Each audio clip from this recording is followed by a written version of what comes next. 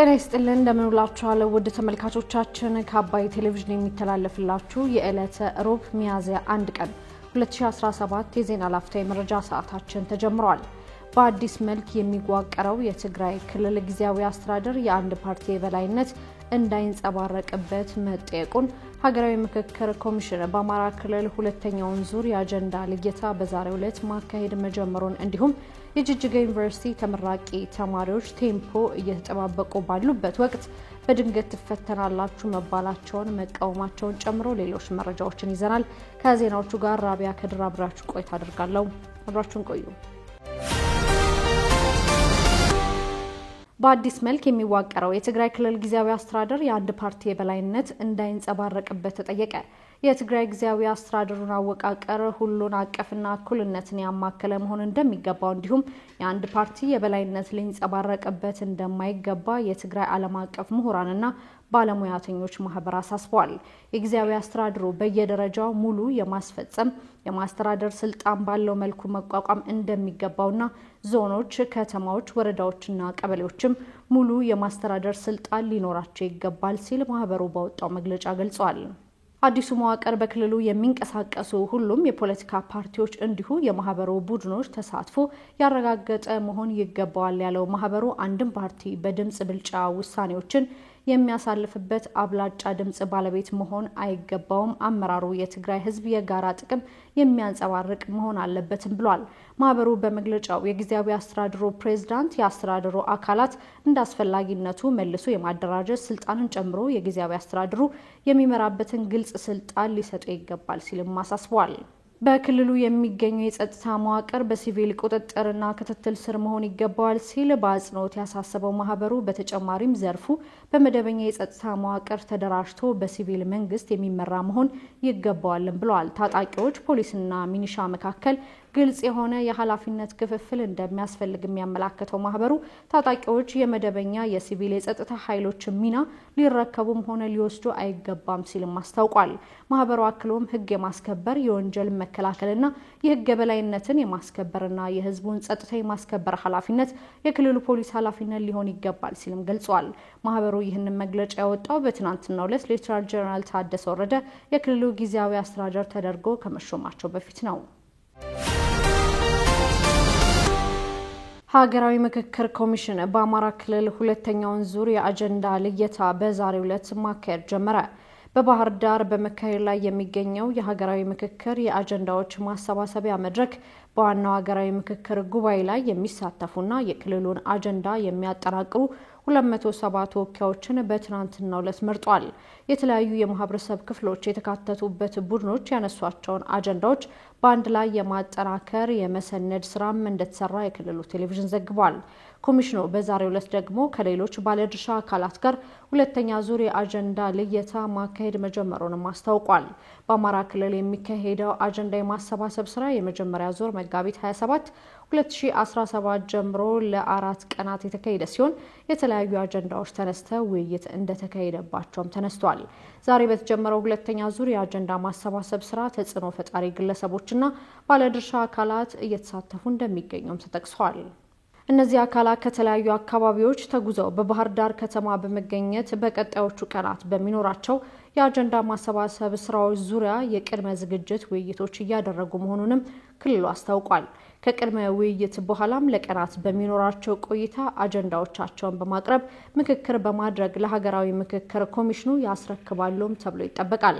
ባለፉት ቀናት በክልሉ በተካሄደው ምክክር የተለያዩ አጀንዳዎች የተነሱ ሲሆን ተሳታፊዎች ለኢትዮጵያ አለመግባባትና የግጭት መንስኤ ሆነዋል ያሏቸውን እንዲሁም የአማራ ሕዝብ ጥያቄ ናቸው ብለው ያነሷቸውን አጀንዳዎች ማቅረባቸውን በማህበረሰብ ክፍሎች የተወከሉ ተሳታፊዎች ገልጸዋል።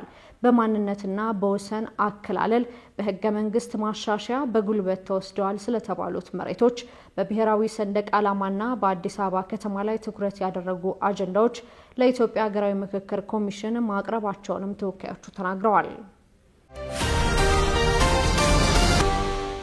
የጅጅጋ ዩኒቨርሲቲ ተመራቂ ተማሪዎች ቴምፖ እየተጠባበቁ ባሉበት ወቅት በድጋሚ ትፈተናላችሁ መባላቸውን ተቃወሙ። የጅጅጋ ዩኒቨርሲቲ ተመራቂ ተማሪዎች ፈተና አልፈው ቴምፖ እየተጠባበቁ ባሉበት ወቅት ቴምፖ ተከልክለው በድጋሚ ትፈተናላችሁ በመባላቸው ከፍተኛ ቅሬታ እንዳለባቸው ተናግረዋል። ሪኤግዛም ተፈትነን ካለፈን ከሁለት ወራት ቆይታ በኋላ ባላወቅነው ነገር ቴምፖአችን ታግዷል፣ ድጋሚ ትፈተናላችሁ ተባልን ሲሉ ቅሬታቸውን አሰምተዋል። ለሁለት ወራት ምላሽ አለማግኘታቸውን ያነሱት ተማሪዎቹ የተመረቃችሁ ተማሪዎች ከግቢ ውጡ እያሉ ጫና ሲፈጥሩብን ተሰብስበን ስንጠይቅ ሪኤግዛም ነው የምትወስዱት አሉን። ከፍተኛ ውጤት መጥቷል፣ ፈተና ተኮራርጃችኋል ብለው ነገሩን ሲሉም ጨምረው አስረድተዋል። እኛ ጋር የተፈተኑ የጤናና የኒውትሪሽን ተማሪዎች ቴምፖ ወስደዋል ያሉት ተማሪዎቹ የተፈተነው አንድ ላይ ነው፣ ተኮራርጃችኋል የሚባል ነገር ካለ ለግማሹ ተሰጥቶ ለግማሹ ለምን ይከለከላል ሲሉም ጠይቀዋል። ስለ ጉዳዩ አስተያየቱን የሰጠው የኢትዮጵያ ተማሪዎች ማህበር ኩረጃ በሚል የጅጅጋ ብቻ ሳይሆን የጎንደርና ወለጋ ዩኒቨርሲቲ ተማሪዎች ቴምፖ መያዙንም አስታውቋል። የጤና ተማሪዎችን ቴምፖ አስለቅቀናል ያለው ማህበሩ የሌሎቹንም ሂደት ላይ ነው ያለው፣ የቅሬታ ሰሚን ምርመራ እየጠበቅን ነው ብለዋል። የጅጅጋ ዩኒቨርሲቲ ፕሬዝዳንት ዶክተር በሽር አብዱላሂ በተማሪዎቹ ለተነሱ ጥያቄዎች በሰጡት ምላሽ ጉዳዩን እየተከታተሉ መሆኑን አንስተው ክልከላው የመጣው የኩረጃ ምልክት አለው በመባሉ ትምህርት ሚኒስቴር ስላቆየው ነው ብለዋል። ተማሪዎቹ መውጫ ፈተና እንዳለፉና ውጤታቸውም እንዳዩ ቴምፖ ለመቀበል እየተጠባበቁ ባሉበት ወቅት ለሁለተኛ ጊዜ የተፈተኑ መባላቸው ትክክል ነው ወይ ተብለው በቲኪቫ ኢትዮጵያ የተጠየቁት ፕሬዝዳንቱ በዚህ ጉዳይ ከትምህርት ሚኒስቴር ጋር መነጋገራቸውንም ጠቅሰዋል። ነገር ግን ትምህርት ሚኒስቴር መጨረሻ እንደገና በሰኔ ይፈተኑ የሚል ትዕዛዝ መስጠቱንም አስታውቋል። በእኛ በኩል ችግር ያለባቸው ጥቂት ተማሪዎች ሊኖሩ ይችላሉ፣ ግን ውጤታቸው መለቀቅ አለበት የሚል ሀሳብ ነው የኛ አቋም ማለታቸውንም ዘገባው አንስቷል። የኢትዮጵያ መገናኛ ብዙሃን ባለስልጣን ለጋዜጠኞች ሀገር አቀፍ መታወቂያ ለመስጠት የተጀመረው እንቅስቃሴ የህግ መሰረት የለውም አለ። የሚዲያዎችና የጋዜጠኞችን መብት ለማስጠበቅ የተቋቋመው የኢትዮጵያ መገናኛ ብዙሃን ምክር ቤት በቅርቡ በኢትዮጵያ የጋዜጠኞች ምዝገባ የሙያ ማረጋገጫና የብሔራዊ ሚዲያ ሽልማት እውቅና የማረጋገጫ አውደ ጥናት ማካሄዱም ይታወሳል። ምክር ቤቱ በመድረኩ የሚዲያ ባለሙያዎች እንደ እውቀታቸውና አስተዋጽኦ በመለየት ጋዜጠኞችን፣ አዘጋጆችን፣ ከፍተኛ የሚዲያ ተንታኞችን፣ አርቲያንንና የሚዲያ ባለሙያዎችን የሚለይ አሰራር እንደሚዘረጋም ጠቁሞ ነበር። ለጋዜጠኞችና ለሚዲያ ባለሙያዎች ሙያዊ እውቅና ይሰጣል የተባለም ሲሆን በሀገር አቀፍ ደረጃ ለተመዘገቡ እውቅና ለሚሰጣቸው ጋዜጠኞች ወጥ የሆነ መታወቂያ እንዲኖር እንደሚደረግ ይህም አሁን ለሚታየው የአክቲቪዝምና ጋዜጠኝነት መደበላለቅ መፍትሄ እንደሚሰጥም ገልጾ ነበር። ይሁንና መንግስታዊ ተቋም የሆነው የኢትዮጵያ መገናኛ ብዙሃን ባለስልጣን ማምሻውን ባወጣው መግለጫ የኢትዮጵያ መገናኛ ብዙሃን ምክር ቤት ለጋዜጠኞች የሙያ ብቃት ማረጋገጫ ለመስጠትና የጋዜጠኞች ምዝገባ ለማከናወን ውይይትና እንቅስቃሴ መጀመሩን ተከትሎ የተለያዩ የሚዲያ ተቋማት፣ ጋዜጠኞችና የሙያ ማህበራት ጉዳዩን በተመለከተ የህጋዊነት ጥያቄና ስጋቶችን እያቀረቡ ይገኛሉ ብለዋል። አክሎም የመገናኛ ብዙሃን ምክር ቤት ጋዜጠኞችን ወይም የሚዲያ ባለሙያዎችን የመመዝገብም ሆነ የሙያ ብቃት ማረጋገጫ የመስጠት ተግባርና ኃላፊነት በመገናኛ ብዙሃን አዋጅ 1238/2013 እንዳልተሰጠው አስገንዝቦ ለዚህ ተግባርም እውቅና እንደማይሰጥ ተናግሯል። የዓለም ምግብ ፕሮግራም ለ11 ሀገራት አስቸኳይ የነፍስ አድን ፕሮግራሞች ለሚሰጠው እርዳታ አሜሪካ ትሰጥ የነበረውን የገንዘብ ድጋፍ አቋረጠች።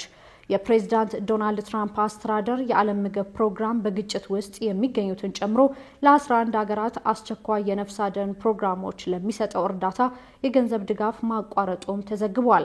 የገንዘብ ድጋፉ መቋረጡ አስከፊ ረሃብና የምግብ እጥረት በገጠማቸው በሚሊዮኖች በሚቆጠሩ ሰዎች ላይ የተላለፈ የሞት ፍርድ ነው ያለው ድርጅቱ በተለይ ለህይወት አድን ፕሮግራሞች የሚውለው ድጋፍ እንዲቀጥል ከአሜሪካ ባለስልጣናት ጋር እየተነጋገረ መሆኑን ገልጿል።